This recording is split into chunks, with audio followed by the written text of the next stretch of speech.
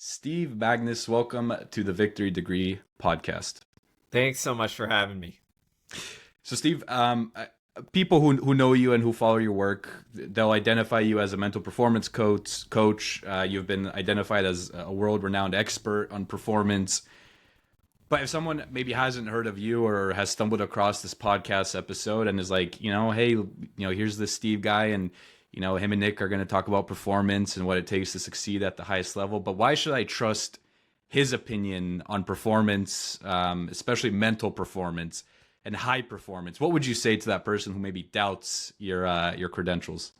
First off, I'd say good job, because we need more people on the internet listening or looking at social media and asking, okay, what does this person actually know? So that's step one. I think why you should listen to me is a couple reasons. A is I have the academic background. So I've got a master's degree in exercise physiology and then went back for the sports psychology classes afterwards. So I've got the academic background. B, I spent time in the arena myself, meaning I competed at a high level as a runner. I was a 4-minute miler as a high schooler. I peaked in high school, didn't get any better, but I was number one in the country my senior year in the mile for high schoolers. So I competed at a high level. And then C is I spent a long time in the arena working with a variety of elite athletes, from runners to basketball players to NBA guys to MLB athletes to Olympians from a variety of sport. And then C, if you give me or D, if you give me a shot, I think if you listen to me long enough, I'm going to show you that I keep it real. And like what I care about is not likes, follows, even selling books to a degree, but I want to help people and I want to get that information across, and hopefully that comes across to your audience. Yeah, and I caution everyone, because if this is your first exposure to Steve has done many podcast appearances in other podcasts, and if you go down the rabbit hole, you will find yourself listening to Steve on hours on end, and which is a good thing. If you have time to maybe allot to that, it's a good thing, because Steve has a lot of great things to say. And I've certainly listened to a lot of those podcasts and have read your first book, which was a New York Times bestseller, and then this one, which you just came out with, Win the Inside Game, which is a fantastic read as well. And we'll get into some of the takeaways from this and how people can achieve kind of this high performance mindset. Also, for the record, you didn't give yourself enough credit, but I believe you had the 6th fastest mile time in the United States at the time when you were running. So no small feat. Yeah, it was pretty good. It was a long time ago now. So now it's all in the past, and it's just me sounding like an old dude reminiscing. So I try and casually drop that, but not too hard. Fair enough. All right, so let's get into the book, kind of the premise behind it, why you wrote it, and why you think it can impact people in a positive light.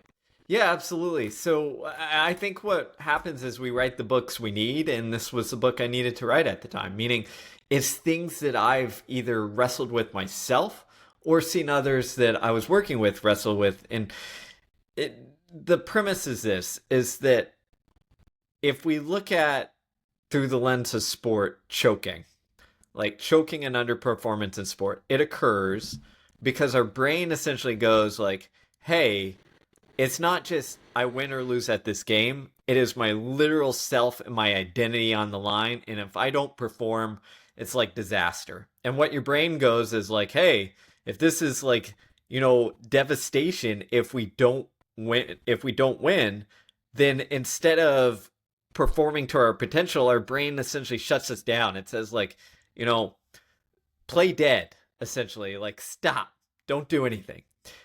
And well, that's interesting in sport, and we can talk a lot about it. It also turns out that it applies to life as well. It's broader than just in the arena. When we feel like we, can't make progress, when we don't belong, when we can't contribute significantly, when we feel lost and overwhelmed, our brain defaults to that same kind of experience that we see in athletes choking, meaning we self-sabotage, we can't find any motivation, we can't find the will to do anything, we find ourselves just kind of getting in our own way. And I think that's kind of a product of modern times, or modern times makes it 10 times worse. And I've experienced that myself. So my aim in this book was to help not only athletes and people performing physical endeavors, but also people in general who find themselves maybe a little bit stuck, or what I call in the book, stuck in survival mode, where instead of thriving and seeing what they can do, they're just like treading water. A lot of great points there that I certainly want to unpack. But the first one that came to mind, and maybe some people haven't experienced choking personally per se, but we can lean on sports, and there's multiple examples of high profile sports figures and big moments either coming up short. LeBron for the longest time was kind of the poster child for this, where everybody was like, he can't win the big game, he doesn't come up clutch. And so I want to stay on that a little bit and just kind of unpack what it actually means to choke. You alluded a little bit to that, and then you also bring up in the book like this idea of a clutch gene. And when I hear the words clutch gene, I think of someone like Kobe, who was well known for his performance in the clutch. But the role of choking, and then is there such a thing as a clutch gene, and why do some people seem to perform better under pressure? Yeah, absolutely. So what happens when we choke is this, is I alluded to it, but it's this. We enter a stressful situation where a performance is, on the line, and like to a degree, our sense of self is on the line. And what happens is our brain floods our body with like stress hormones like cortisol.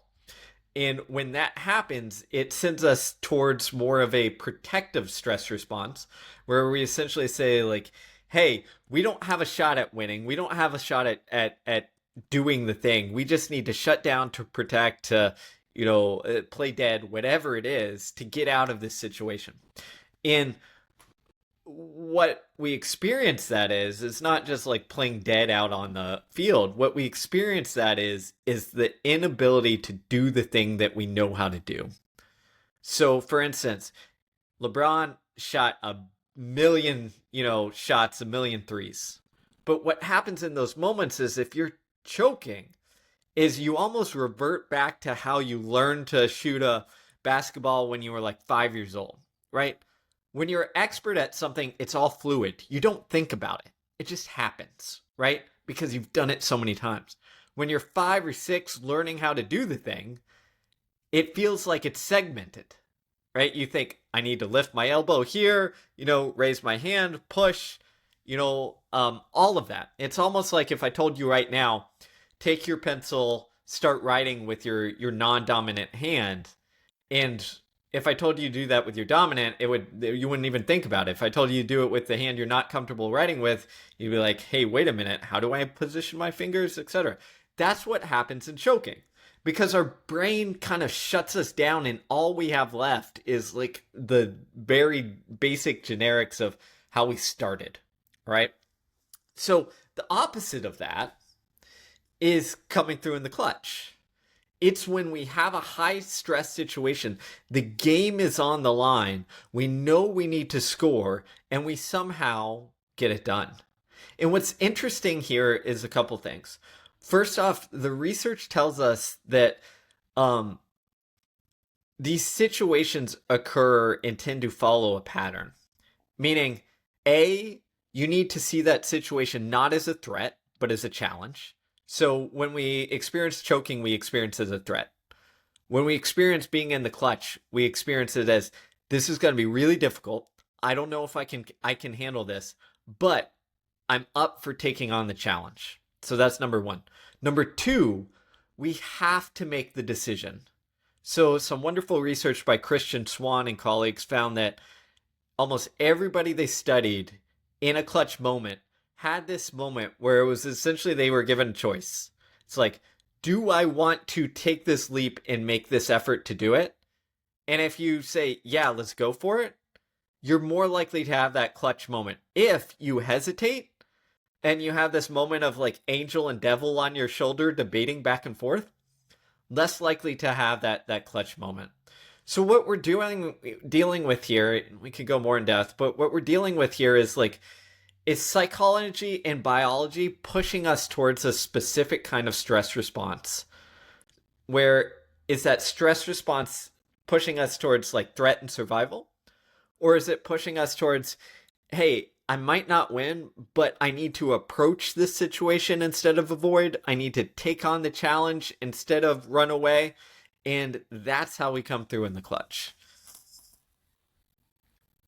When you were explaining the decision to go and do the thing, and kind of that split second decision where it's an automatic yes and you don't really think about it, one word that kept coming to my mind was fear. And fear being one of those things that sometimes pushes people to that angel and devil moment where they're like, I don't know, I'm fearful. So like, how should people think about fear, and what have you found just about fear in general? Yeah, absolutely. I mean, fear is the thing that often gets in the way. Because, sometimes people think like, oh, I can use fear as a motivator, and you can. But if you look at the research and the data, fear generally works as a really good short-term motivator, but really screws us up over the long haul. And this makes sense. Because think about it. What is fear? What is the emotion fear designed to? You see a lion, you run away. You see a fire, you get away. There's a direct action tied to that fear, and then fear is supposed to be extinguished. Like either the lion catches you and you're dead and it doesn't matter, or you actually get away and you feel relief, right? What we know is that if we try to use that as a long-term motivator, it backfires because that stress lingers. And that's actually one of the reasons there's some research on this is still in its infancy, but there's some research that shows that when that fear or stress lingers for too long, it's one of the things that pushes us into experience essentially trauma in the future where we can't let go of it. Okay. So when we look at coming through in the clutch or rising to those moments, a lot of it is figuring out how to get that fear out of our way. So for instance, like what are the things that we're afraid of? In sport, they're actually not life or death, right? So it's not actual, I'm going to die if I don't figure this out, but they're often created. Meaning it feels like the weight of the world is on our shoulders, or the baggage is super heavy.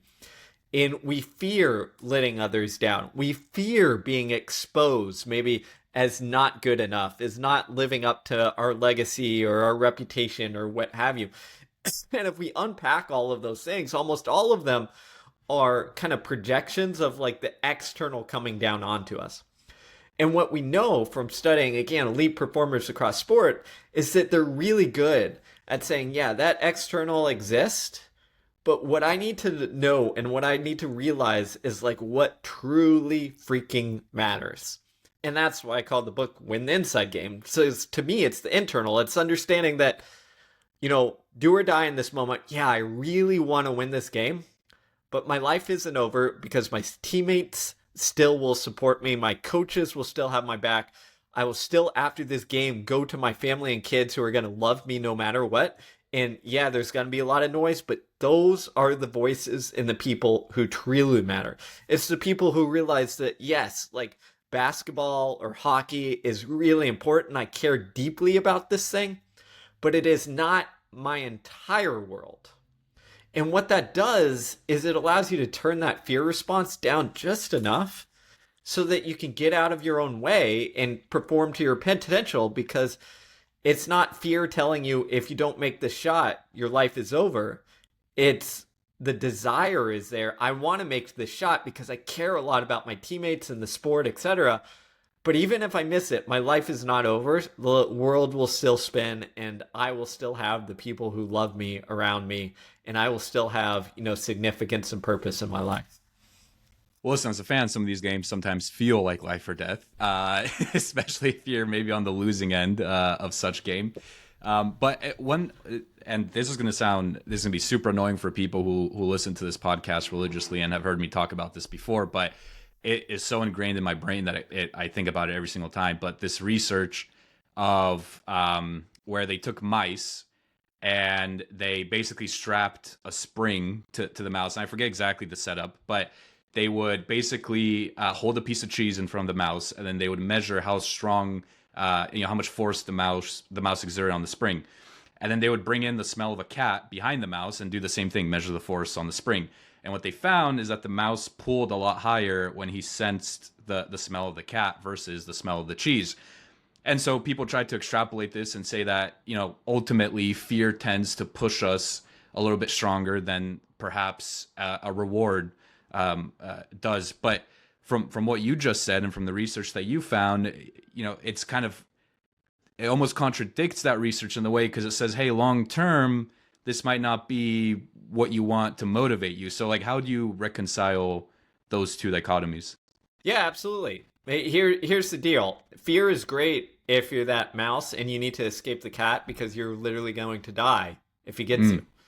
That's what it's for. That's absolutely what it's for. But think of it. Is that putting that mouse in the place to perform at the highest level?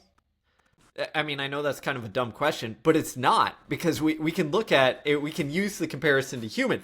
What it does is physiologically, biologically, and psychologically, it sounds the alarm. It triggers our entire stress response system. Our, what we call physiological arousal, goes through the freaking roof. And when it goes through the roof, we are really good at simple things, meaning run away.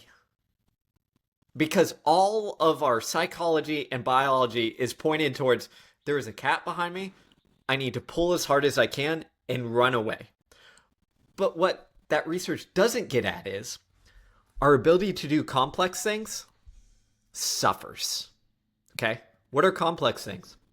Playing a sport, right? Standing up at the batter's box and figuring out, am I getting thrown a 99 mile per hour fastball or a curveball coming? How do I adjust my swing for this in this split second?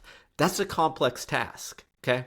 When we're in super high physiological stress fear mode, our complex tasks suffer because our brain shuts down the area in the, decreases the area in the brain that helps us do those complex tasks, because everything is essentially diverted towards run for your life, get out of here, or alternatively, like scratch, fight, do whatever you can to survive. So I think, well, I get the research on it's a good example.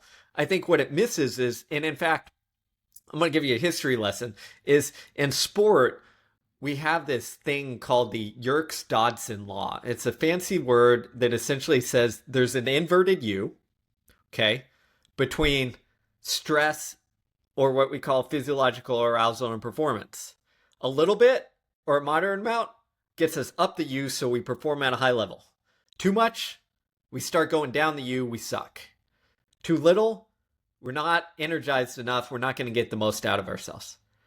But what is missed in that is that law was come up in the 1920s or 30s, is that was on a complex task. When they did a simple task with mice, like running away from a thing, there was no U. It was essentially a linear line, meaning more stress was better because they didn't need to understand or know or do anything besides run as fast as you can away from this thing. So the same thing, and the data applies, is the same thing applies to humans. So if all you're trying to do is, pull something really hard, or maybe lift a car up so you can save a trapped child or something like that, you want fear. You want that fear a lot. But if you're trying to, navigate, if you're the quarterback trying to read a defense, you don't want fear, because your ability to read that defense is going in the hole if you're scared. So since we brought up the name, let's take LeBron as an example.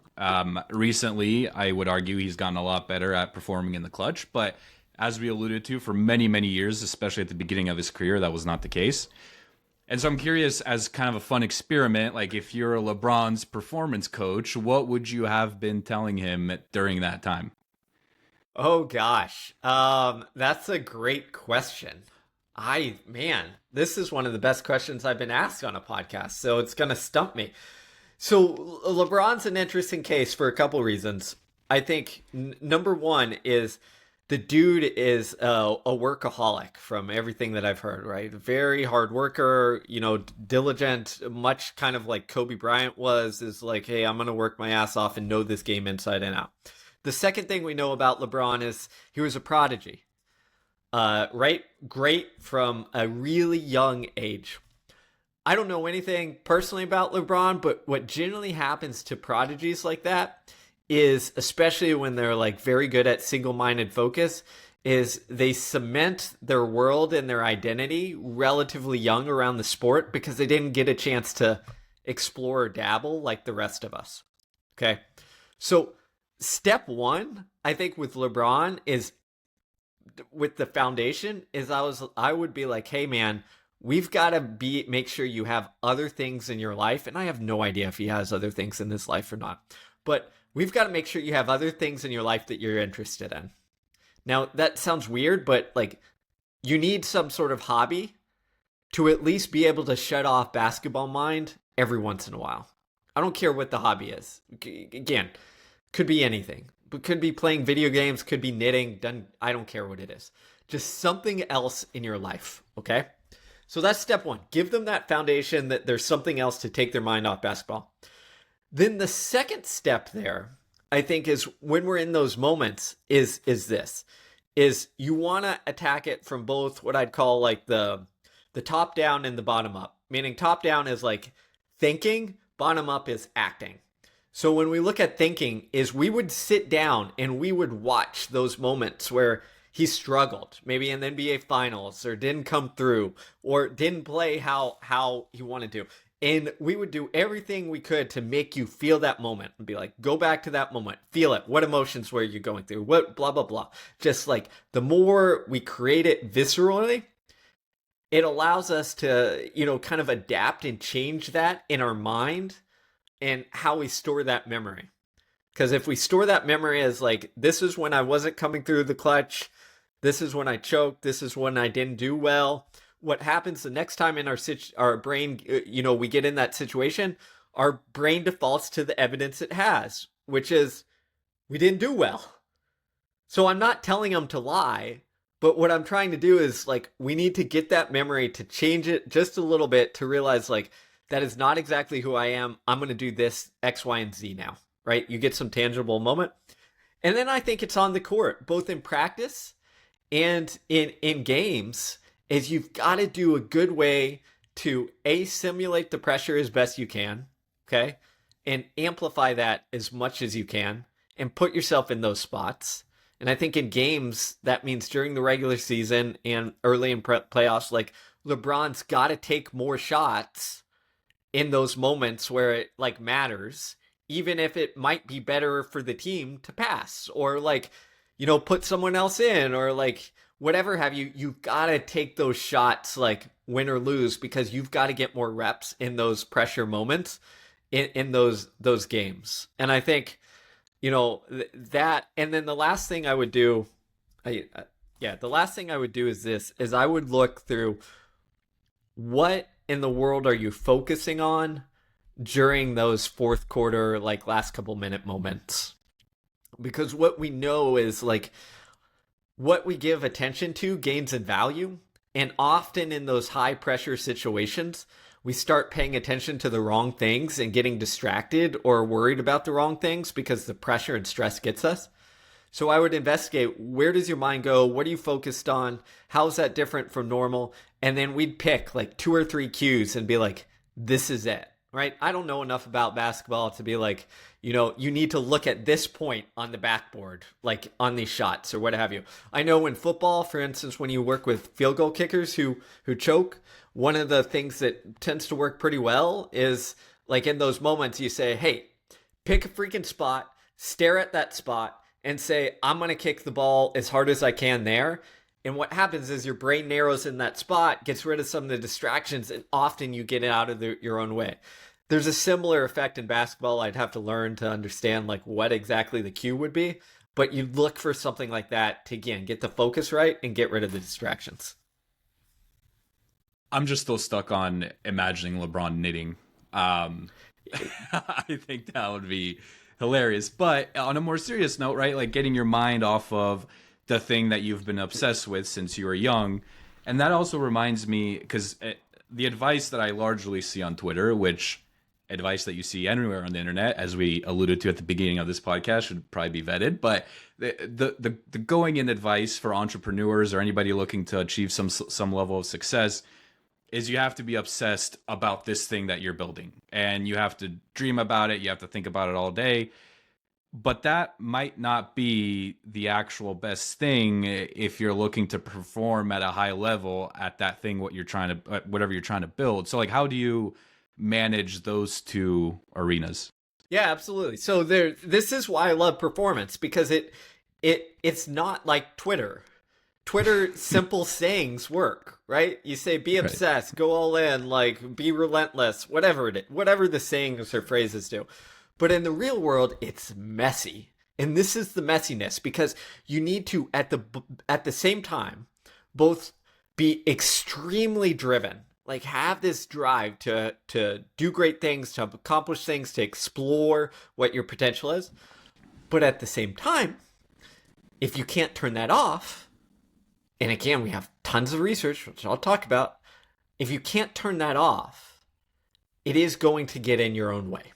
It is going to make it where you perform worse. Because basically no one on the planet, there are very few exceptions, very few, can be all in on all the time without that stress getting to them, and without that all in all the time making it where, whether you get this pitch or not, feels like life or death. And that's what research tells us. Because like if we look at, one of my favorite studies I came across was they looked at 100 years of Nobel Prize winning scientists. So these are, again, the geniuses of the world, right? The Albert Einsteins, whatever it is, the geniuses. And the ones who won the Nobel were something like between 15 and 22 times more likely to have some sort of hobby or interest outside of science than those scientists who were a rung or two below. Those who didn't quite make it, who weren't good enough, still talented, but didn't make that top of the top, they were more likely to be all in. The Nobel scientists were more likely to, again, be part of a singing or acting group, or, like crafting things or whatever, maybe even knitting, who knows. But they had other interests. And what that allows is it allows that space and time for you to come down, recover, so that then you are more willing and able to be locked in when it really matters. I mean, I remember years ago, a world-class sports psychologist, this is why I use the example of knitting. World-class sports psychologist was telling about this Olympic athlete who was one of the best in the world. And for a while, she struggled to get there and missed the games, I believe, the first go-round. And he looked me dead in the eye and he said, "Steve, you know what the key was?" And he says, "Knitting." And he was like, "I convinced her to join a knitting group." And he was like, "You know what? It was the best thing for her, because for that 1 or 2 hours after practice, instead of obsessing about how'd the workout go, what do I need to be doing now, how's the workout tomorrow going to be going, it took her mind off of it so she could come down off that stress and not always be in that state. And because of that, guess what? She could handle higher loads of dedication and training and focus when it really mattered." So although it sounds really weird, and again, there's data on this. There was a study on, I think, 5,000 entrepreneurs that found that those who quit their day job really early tended to fail more often than those who kept their day job long enough until they could try and dabble and explore enough to see if their product was viable. Now, why does that work? Same reason for the athlete. Because if I quit my day job and all of a sudden my product isn't working initially, I'm like, oh, screwed. I don't have a salary. I have to support myself, my family. Like, I better make this work. And it makes you desperate. Those who waited just enough, they got to explore and dabble and make some mistakes and iterate on stuff and find what works in a slightly low pressure environment until they said, "You know what? This is the path. Let's go." Thinking too, because you have a part in your book where you talk about the culture of, in America specifically, when it comes to high performance sports, Certainly we touched on it a little bit with entrepreneurship and some of the advice that we see on Twitter, or X, whatever you want to call it nowadays. What I found that part about specifically the culture in America to be really fascinating, because I think most of us, especially those who grew up playing sports like myself, we don't often sit back and think, hey, is this healthy? Or hey, is this the right environment? Or hey, how does this affect maybe development of young people in this country? And I would love for you to allude to some of that research and kind of some of your findings in that realm, because for me, it was super eye-opening. And again, something that I never even once considered. Yeah, I'm gonna. I promise I'll talk to about America, but I'm gonna throw a piece at Canada real quick. There was Okay. a thing that came out, I think a couple days ago, that looked at Canadian hockey and how there was a big problem because goalies weren't getting as many reps when they were young, because in the like U12 or whatever it is, these teams were essentially sticking with one goalie for much longer because that kid was slightly better and the backups weren't getting playing time. And therefore, the pool of goalies that you could choose from the age of like 12 wasn't as deep as it used to be, because they're not cycling through the goalies to give everyone enough game reps, because they wanted to win the freaking, I don't know, 10 and under hockey tournament. Right? And that's, again, Canada, America, it's like 100 times worse. But what we have, especially in youth sports, and I think this is why it's a great example, is that what happens is our obsession with achievement and success can drive us nuts early, where we start doing the things that get in the way of actual long-term success.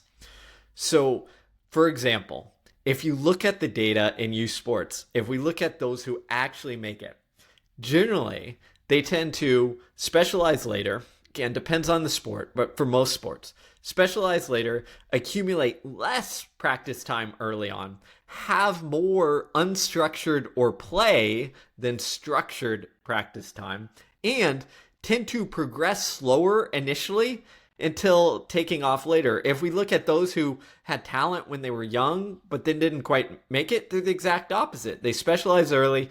They, practice a ton more, have more structured practice, and they progress quickly early and then kind of burn out because of, going all in at 8 years old or 9 years old or what have you. And it's just interesting to me because, like, even if the goal was long-term success of athletes, the crazy early youth sports stuff is the backwards way to do it. We want to go broad before we narrow. We want to get a nice base before we say, okay, now we can like specialize in this thing. And I think in America, it's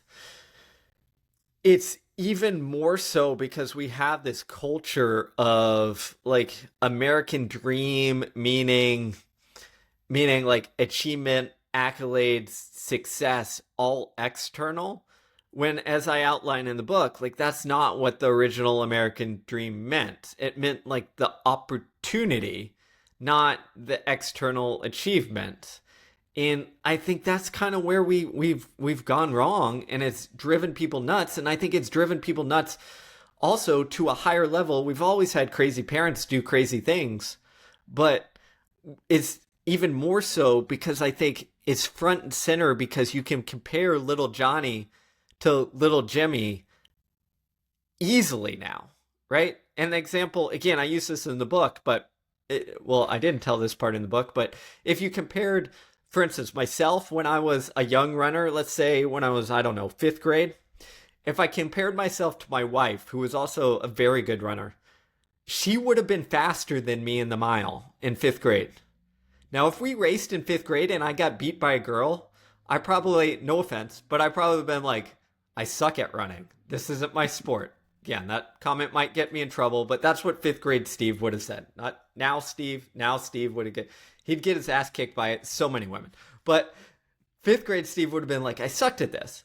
But the thing is, like, I wasn't training. I was just dabbling in it. I had no idea how good I was going to be. Once I started training, like I started getting, comparing my wife to my wife, I started getting way faster, right? Because I needed the training to express my talent. But the point is, if I quit early because I looked around and compared myself to everyone else and said, oh, I'm not that good, I would have never found out how good I could be. And I think that is partially what we're seeing, in especially in the US with like Instagram, Twitter, social media, of everything, able to compare everything, as we look around and we say, oh, we're not that good, when really we have no idea, because we're not giving ourselves long enough to explore or dabble or train or try the thing to see if it's a good fit. I could rant on this all day, Nick. No, I mean, and feel free to. I'm enjoying it. I was also going to say the other thing in fifth grade is like naturally as a boy, the only way to impress girls in fifth grade was to be more athletic than them. And so, you know, if you're getting beat by a girl, then how are you supposed to take her out on the date? So listen, we've all been through it. That's it. That's it. Like I found the thing I thought I was good at. So if I got beat, I would have been like, this is useless. How am I ever going to make any progress, you know, in the elementary school or middle school lunchroom? Right.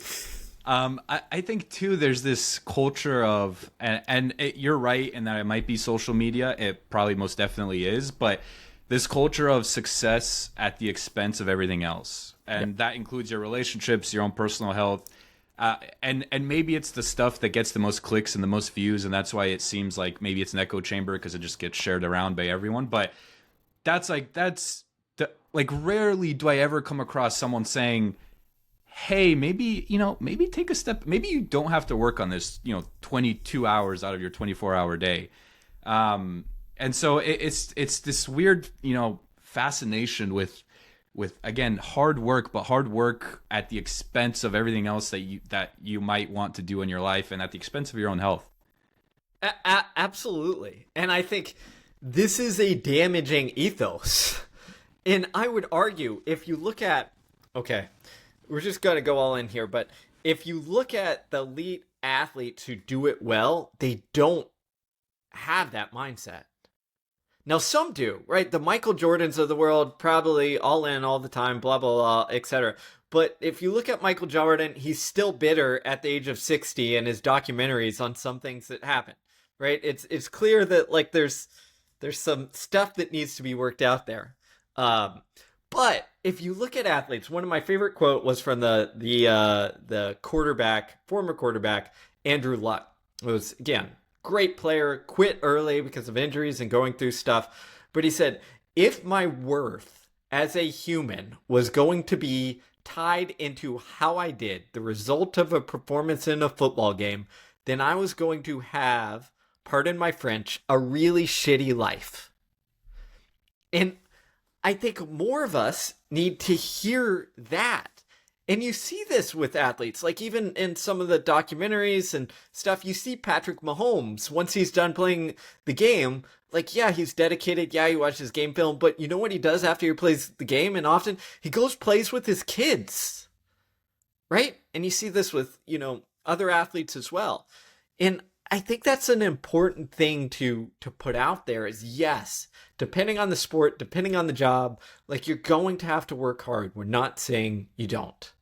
But if the rest of your life is miserable, if you're excluding everything else in the world, then even if you reach the top, it's going to be a miserable existence, and nothing will fill that void. And we have so many examples of this throughout history of, again, some of the world's richest men, most accomplished people who are just insecure and miserable because they didn't, diversify their life.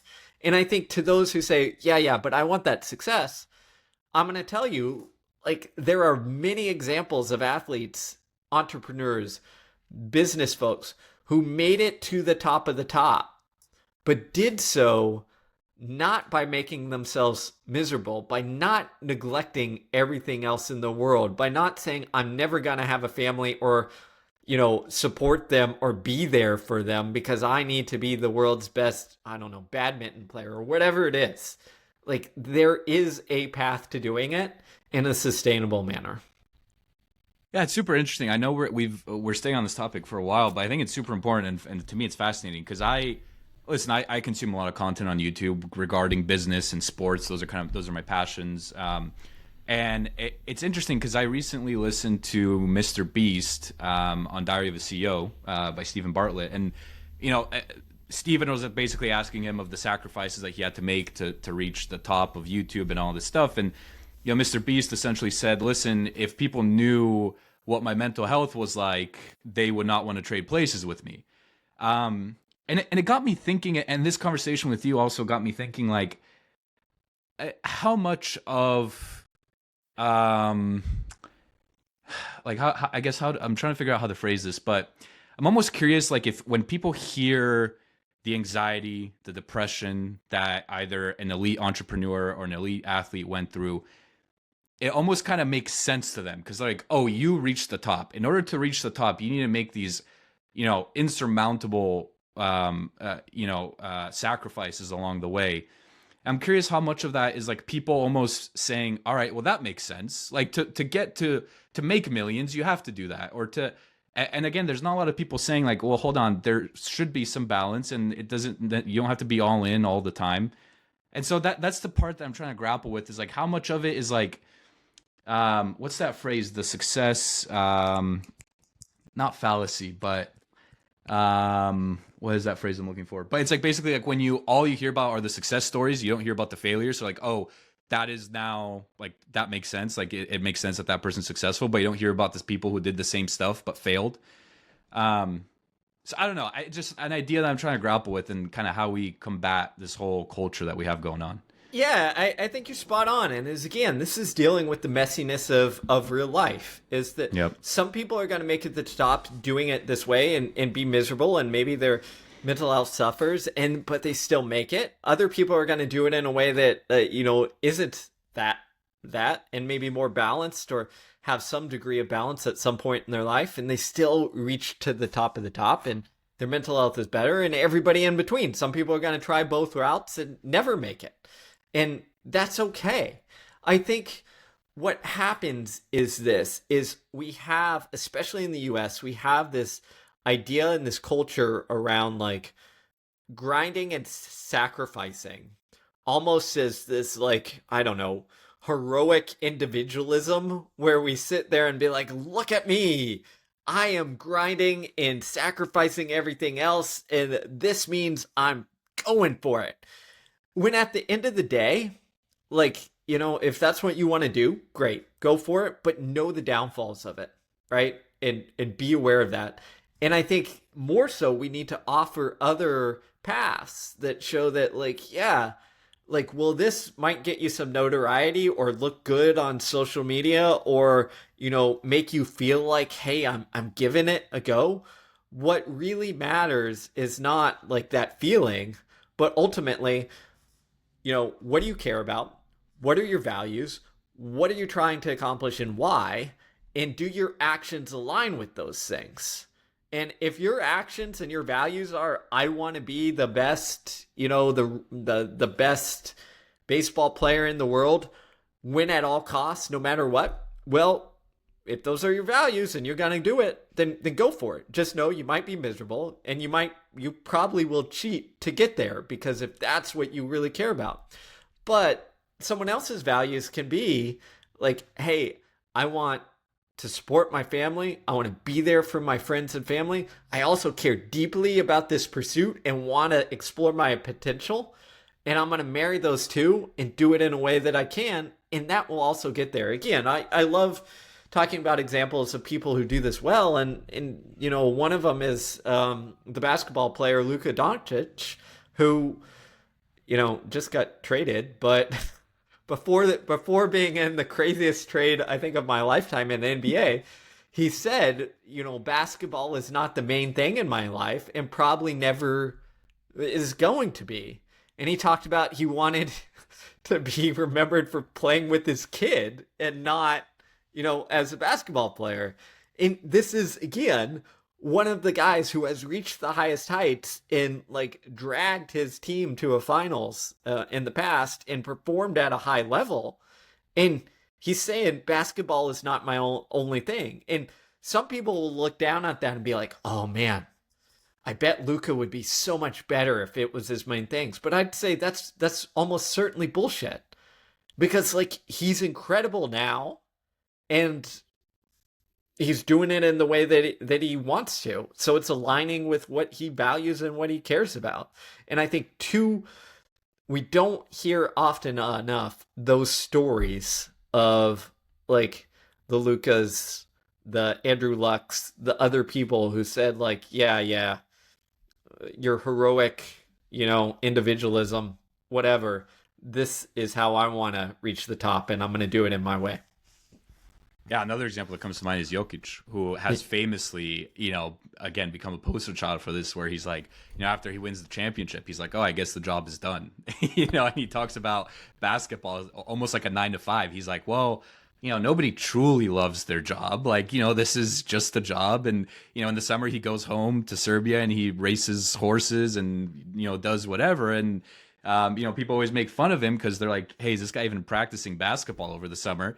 But to your point about Luka, like maybe that's what makes him so great is the fact that he takes his mind off the sport for 2 to 3 months at a time and is just focused on something else, and then comes back at the start of the season. He has this renewed focus on, this quote unquote job of basketball. So it's certainly an interesting perspective. It reminds me, I'll take this in my sport of running, is for a long time we had he was Kenyan and then became an American citizen, named Bernard Lagat, who was one of the best milers in the world.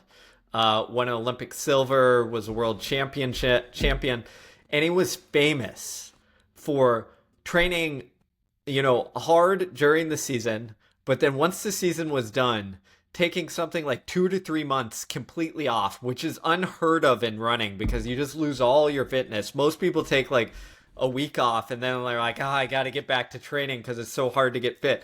And he's like, nah, man, 3 months off. Like, don't worry, I'll get fit again. It'll be okay. And not surprisingly, he was literally, I think, near the top of the world from the age of, like 20 to almost 40. His career lasted forever.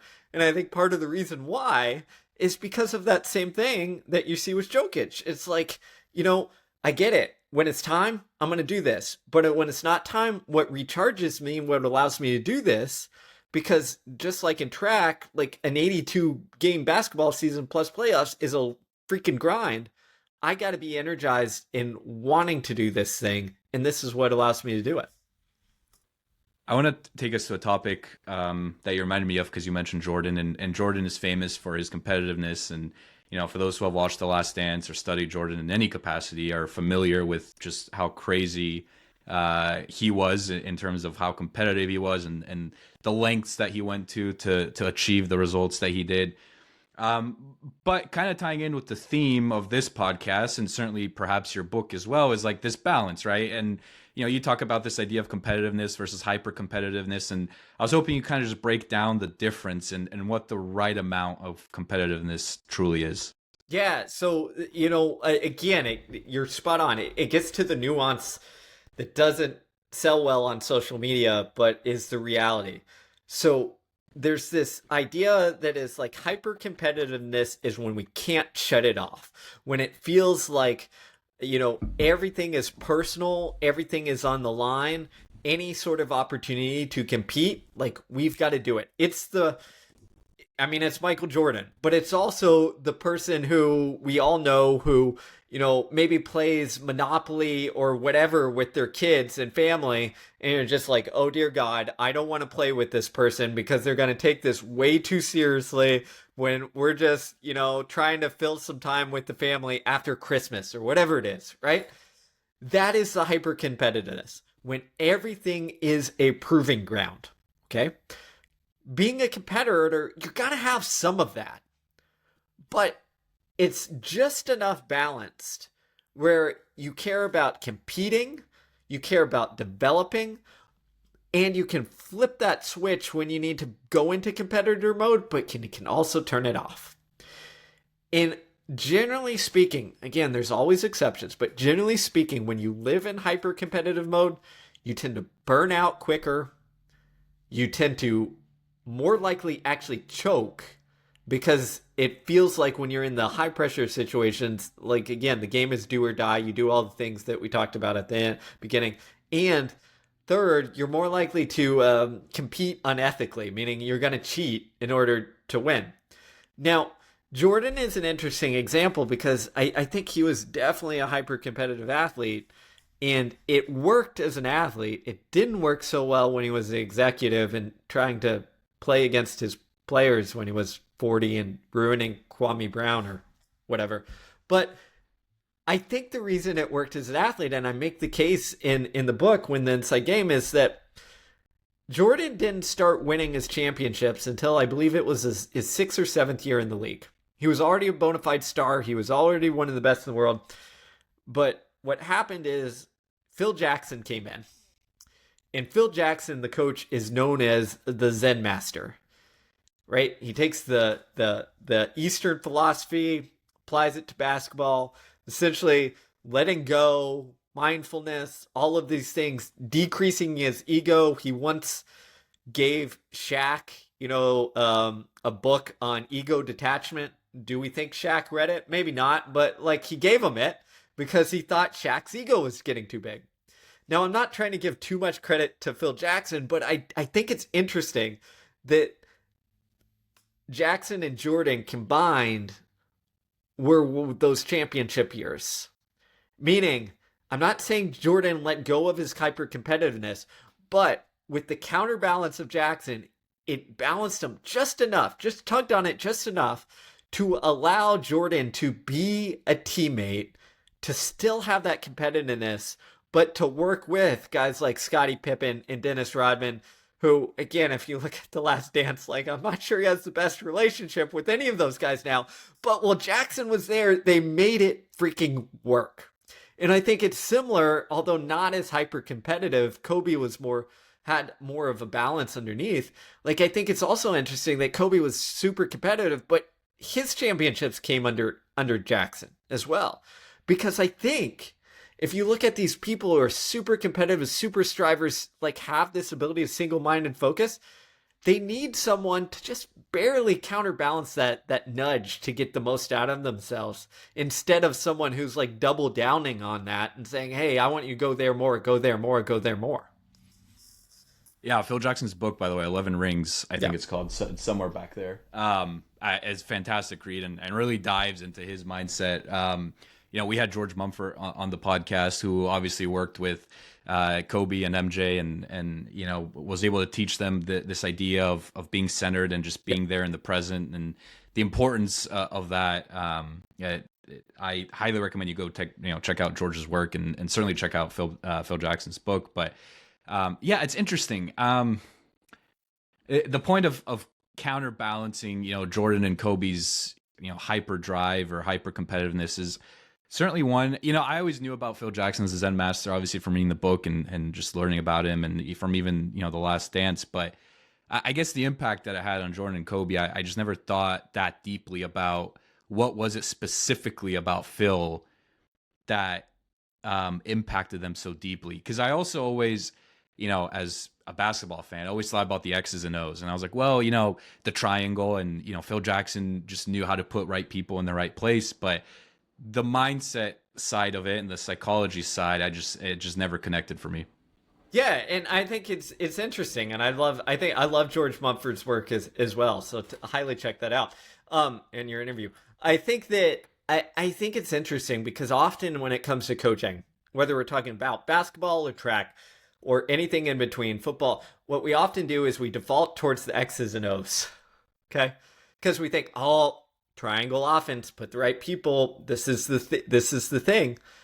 But we forget that like these coaches are working with these athletes on a day-to-day basis, taking the temperature of the team, like figuring out how do we keep these things together. And I would argue if you look at the really good coaches, and I think Jackson is obviously included this, like people like Steve Kerr, to people like Pete Carroll, what they're really good at is taking the temperature of the team and the people in front of them and saying, okay, how do we get all these pieces to fit together mentally and psychologically and like keep the momentum going? when I was way back when I was in grad school, I happened to take a summer school class that was taught by a guy named Charlie Casserly. Now, Charlie Casserly was the general manager for the Washington Redskins when they won the Super Bowl, and then was later the general manager for the Houston Texans. So lots of success in the NFL. And it was me and like 5 other students somehow in this class on leadership with Charlie Casserly in between his NFL jobs and work. And I remember him sitting there saying, he said, my job and our job as, general manager, coaching staff is to make sure that everybody in that building knew their role and knew how they were contributing. And if they didn't, problems would arise. And he said, I had this rule that I called the bottom 20% rule, which if I looked around at the team and saw all those guys who maybe only played, on the kickoff or return team, or only were the practice squad people who got beat up every week in practice but never saw the game field, I had to make sure that those people knew they were contributing to winning, because if I didn't, that discomfort, that uncertainty, that kind of like mumbling would work its way up to the team.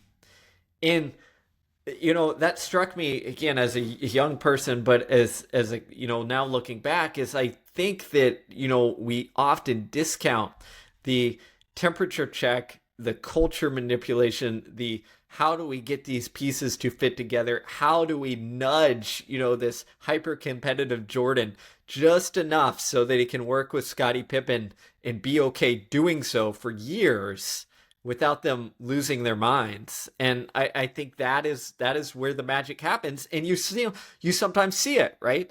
You see it with athletes who somehow fit together and accomplish great things on one team, and then they leave and they go to another situation.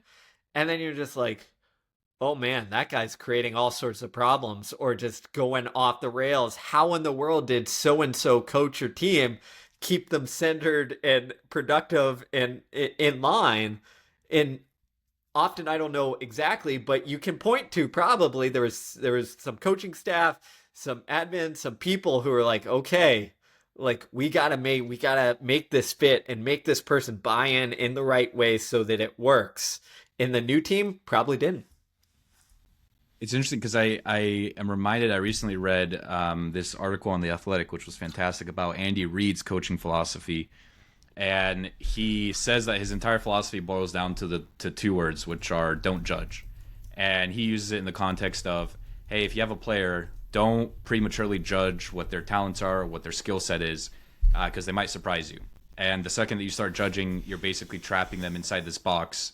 And they, their potential, may be, dwindled down, or they may never realize it. So he's like, listen, any new player, any player that I coach, I say, I tell myself, don't judge them, take it for what it is, and don't put them prematurely into this box. So it's interesting, again, coaching philosophy that, as a fan, we don't think about the psychology of it, but certainly there's a lot more than just, the X's and O's that we might see on a TV or during the game. Steve, I wanted to quickly bring up this. You have this phrase written in your book, and the phrase is freedom to fail equals freedom to perform. And I think a lot of people have issue with failure. What are your thoughts on that? I think it comes down to back to that fear and threat mode that we talked about all the way at the beginning. Is if you see failure as self-defining, as an existential crisis, as this is the worst thing in the world that can happen to me, then what happens is your brain takes that evidence and says, yep, you're right. We're going to prevent you from even giving it a go. And that's what happens, right? Our brain, I'm here to tell you, you never reach your potential. None of us do. No one does. If we were to sign up for a race, even if we took the best runner in the world, Eliud Kipchoge, and we said, hey, here's everything, go run your sub 2-hour marathon, right? And if we could look into his brain or look into his muscles, and we've done this with muscles with other elite athletes, there would still be more fuel there. There would still be more energy there. We never, ever get to empty because our brain shuts us down before we get there, okay? So what does that mean? if we're afraid of failing, if that big threat feels like a trauma or like something that we want to avoid, our brain isn't going to even let us get close to our potential. It's going to shut us down even sooner. It's going to be like the gas light on the car that says, you have whatever, 30 miles to go to empty, and you can still go more. It's going to trick us. And we, instead of having 20 miles left after that, maybe we have 50 miles left after that, but we just don't know. So to me, like, having the freedom to perform is getting rid of or figuring out ways to deal with that fear of failure, to make failure a thing where it's like, yeah, it's going to hurt, it's going to suck, but it's not life ending. We're going to be okay. And if you could do that, you're going to be okay. You're going to reach your potential. And I think that the elite athletes or the elite performers, they get comfortable with failure and seeing in that way, and that's part of the reason that they can keep showing up. That would be a perfect way to wrap up this episode. But I do have one last question. I actually have two more questions, but the last one is pretty short. My next question is: you've obviously worked with a lot of athletes. You've been around a lot of athletes. We've talked about some of the ways in which perhaps those athletes are, their mindset might be different than the rest of us, and they've certainly learned to master certain things. From your own experience working with some of these athletes, like, what separates them from the pack, and how would you describe like their version of high performance? Oh gosh, that's a great question. Here's the deal. It's all over the place. And what I would say is what separates the greats is often not necessarily the drive or anything like that. I think what it is they master these contrasting things we've talked about. Meaning they really want to win, but they're able to let go of chasing the outcome. They care a whole hell of a lot, but they can take the jersey off, right? They want to be the best in the world, but they don't become blinded in trying to get to that place. And I think that athletes who I've seen do that really well. I think it's in the book, I think I mentioned it was Tom House who coached that, Tom Brady, Drew Brees, Randy Johnson, Nolan Ryan. He worked with all of them on throwing. And he essentially said all those greats were addicted to the process, not winning. And I think that's kind of what I'm also saying is like the process. What is that? We talk about it a lot, but it's essentially figuring out how you can show up every day and do the things that you want to do in a way that is like sustainable, enjoyable, and helps you perform at the high level. It's not, I need to win, I need to win, I need to win. It's, what is the process that I need to undertake to explore my potential? Love it. Steve, one last question for you as we wrap this episode. Where can people find you and more of your work? Absolutely. So you can find me on all of social media at Steve Magness, YouTube, Instagram, Twitter, X, wherever, anywhere you want. It's always my name, Steve Magness. Also, stevemagness.com is my website. And check out my book, Win the Inside Game, and my previous one, Do Hard Things. Absolutely. Both of those links will be in the description. Highly recommend both of those books. I've read through both of them, and they are truly, if you thought this conversation was great, I guarantee you the book is even better. So please go check it out. And I will say, Steve, too, I've been following you on Twitter, and you do put out some amazing Twitter content. There was one article that you put out that you wrote on the, I guess, the effect of positive versus negative self-talk when it comes to a team, like it from a coach's perspective, and should you be more uplifting or more negative? And I just thought that was just really great insight. Actually, quickly, if you don't mind, if you have a couple more seconds, if you could kind of just outline what that article was. Sure, absolutely. Go to my Twitter and read it, folks. There you go. But so what it is essentially that It all comes back to our biology and psychology. So if we're constantly feeding, hey, I'm going to light into you, I'm going to make you watch the plays that you sucked at, especially when we're right before a game, when we get close to a game, what happens is it primes our stress response for that kind of like high cortisol, high stress, threat mode, where we're like, oh, there's evidence we're not very good. And we get in this kind of avoidance, play not to lose state. So the closer we get to the game, the more we need to look at how do we feed our brain stuff that primes it to be in a place where I'm ready to go, I'm ready to perform, I'm ready to take on the challenge. That doesn't mean that we never look at the things where we sucked at or we went wrong, but we need to do it far enough away from the game or the performance where it's not not as threatening, right? When it's game time, we're in this sensitive window where our brain is looking for like everything that tells us probably that we shouldn't be here and can't do it.